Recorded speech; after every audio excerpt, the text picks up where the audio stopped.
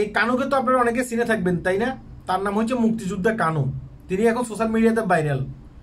তার গলায় যখন জুতার মালা পরানো হয়েছে, আমি নিজেও কিন্তু প্রতিবাদ করছি। আমি বলছিলাম যে একজন বীর মুক্তিযোদ্ধার গলায় কেন জুতার মালা পরানো হবে, আমরা এটার বিচার চাই। আমার এই ভিডিওটি সোশ্যাল মিডিয়াতে আছে, আপনারা দেখে আসতে পারেন। পরবর্তীতে আমি দেখলাম যে সেই বীর মুক্তিযোদ্ধা ছিল, কথাটা ঠিক আছে, সে পরবর্তীতে যে অন্যায়গুলো করছে সে অন্যায়গুলোর জন্য তাকে ক্ষমা করা যায় না। সে যে অন্যায়গুলো করছে এই অন্যায়ের জন্য কিন্তু সেই তার নিজ এলাকা তো থাকতে পারে নাই।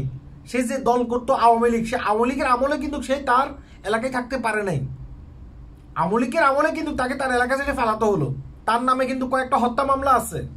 আপনারা এই যে ইত্তেফাক, ইনকেলাব, যুগান্তর এসব পত্রিকাতে গেলে দেখে আসতে পারবেন, তারা বিস্তারিত উঠিয়ে ধরছে।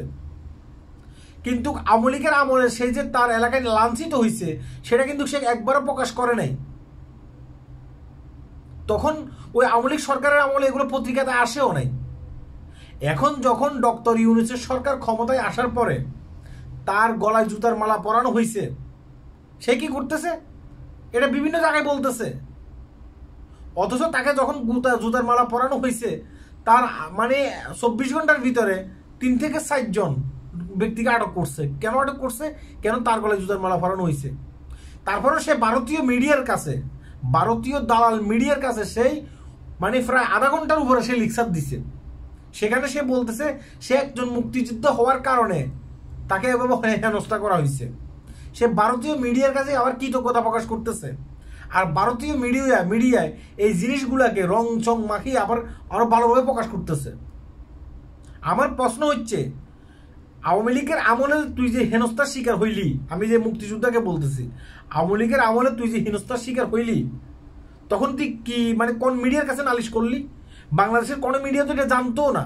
তখন তুই বলতি আমি একজন মুক্তিযোদ্ধা, আমাকে আমার গ্রামে থাকতে দেওয়া হচ্ছে না, আমাকে গ্রাম থেকে বাইর করা দেওয়া হচ্ছে, মানে বিতাড়িত করা হচ্ছে।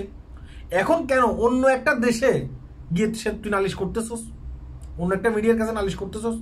এমনকি ময়ূক রঞ্জন, ভারতের মিডিয়া মানে সেরা দালাল ময়ূক রঞ্জন, এই লোকটার সামনে ডক্টর ইউনূসকে আজে বাজে কথা বলছে, গালাগালি দিচ্ছে।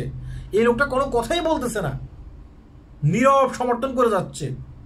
তাই আমি বলবো যে এই মুক্তিযোদ্ধাকে আইনের আওতায় এনে, এইসব দেশদ্রোহী কাজ করার কারণে আইনের আওতায় এনে তার বিচার করা হোক। এমনকি এই মুক্তিযোদ্ধা ছেলেও নাকি আওয়ামী লীগের আমলে অনেক মানুষের উপরেই অত্যাচার করছে, নির্যাতন করছে। আমার কথা নয়, পত্রপত্রিকাতে আসতেছে, দেখে আসতে পারেন। আমার কথা আপনাকে কেন বিশ্বাস করতে হবে? এই লোকটা তো মানে আমি যা বুঝলাম ভারতীয় এই যে চ্যানেলটা দেখে আজকে তার এই পুরো বক্তব্যটা আমি শুনে, আপনারা শোনেন, যা আমি বুঝতে পারলাম যে এই লোকটা যে সর্বশ্রেষ্ঠ দালাল, ভারতীয় দালাল এই লোকটা। আল্লাহ হাফেজ।